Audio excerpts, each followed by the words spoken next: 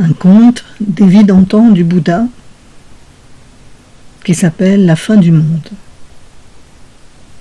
Un petit lièvre se tenait un jour assis sous un arbre fruitier. Et il pensait, et pensait, et pensait. Mais à quoi pensait le petit lièvre sous l'arbre? Que m'arrivera-t-il quand viendra la fin du monde, pensait-il.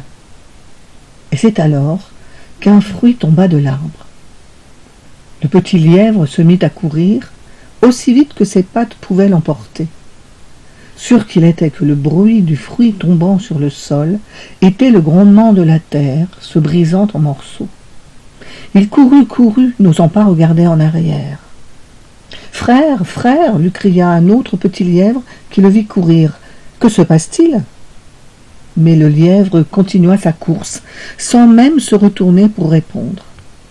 L'autre se mit à courir après lui et lui demandait en criant de plus en plus fort « Mais que se passe-t-il? Que se passe-t-il » Le lièvre fit enfin une courte halte pour dire « La terre est en train de se fendre ». D'autres lièvres partit aussitôt en courant, plus vite encore, et un troisième les rejoignit, et un quatrième, et un cinquième, et des milliers de lièvres se précipitaient à travers champs. Ils traversaient les forêts et la jungle profonde, et les gazelles, les sangliers, les antilopes, les buffles, les zébus, les rhinocéros, les tigres, les lions et les éléphants, apprenant que c'était la fin du monde, tous couraient à perdre haleine. Cependant, l'un des hôtes de la jungle était un lion sage, qui connaissait toutes les lois de la nature.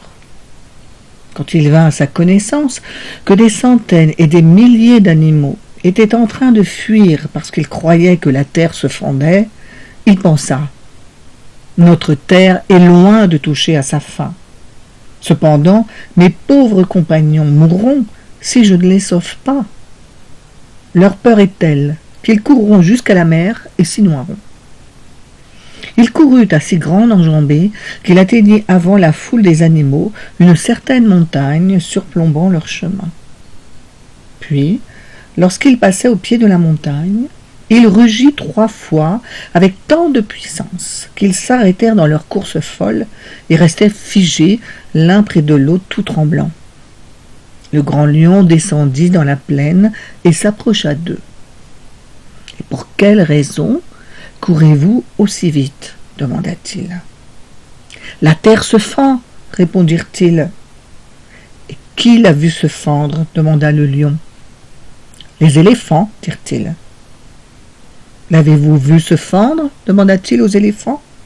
« Non, ce n'est pas nous qui l'avons vu, ce sont les lions, firent-ils. »« L'avez-vous vu ?» demanda-t-il aux lions. « Non, mais les tigres l'ont vu, répondirent-ils. »« L'avez-vous vu ?» demanda-t-il aux tigres. « Les rhinocéros l'ont vu, dirent-ils. » Mais les rhinocéros dirent « Les zébus l'ont vu. » Les zébus dirent « Les buffles l'ont vu. » Les buffles dirent « Les antilopes l'ont vu. » Les antilopes dirent « Les sangliers l'ont vu. » Les sangliers dirent « Les gazelles l'ont vu. » Les gazelles dirent « Les lièvres l'ont vu. » Et les lièvres dirent « C'est ce petit lièvre qui nous a dit que la terre se fendait. » « As-tu vu la terre se fendre ?» demanda le lion au petit lièvre. « Ah oui, majesté, répondit le lièvre, j'ai vu la terre se fendre. »« Et où étais-tu quand tu l'as vu se fendre ?»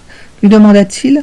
« J'étais assis sous un arbre fruitier, répondit le petit lièvre d'une voix tremblante, et je pensais, mais que m'arrivera-t-il quand viendra la fin du monde ? Que m'arrivera-t-il quand viendra la fin du monde ? Et c'est alors que j'entendis le bruit de la terre qui se fendait, et j'ai couru. » Le grand lion pensa, il était assis sous un arbre fruitier. Le bruit qu'il a entendu était sans nul doute celui d'un fruit tombant sur le sol. « Monte sur mon dos, dit-il, et montre-moi où la terre s'est fendue. » Le petit lièvre bondit sur le dos du grand lion, qui courut d'un trait jusqu'à l'endroit désigné. Mais comme ils approchaient de l'arbre, Le petit lièvre sauta à terre, tant il était effrayé d'y retourner. Il montra l'arbre au lion et lui dit « Majesté, voici l'arbre. » Le noble animal s'avança jusqu'à l'arbre. Il vit l'endroit où le petit lièvre s'était assis et le fruit qui était tombé. « Viens ici, mon petit, dit-il au lièvre. Où as-tu vu la terre se fendre ?» Le petit lièvre examina les lieux et vit le fruit sur le sol.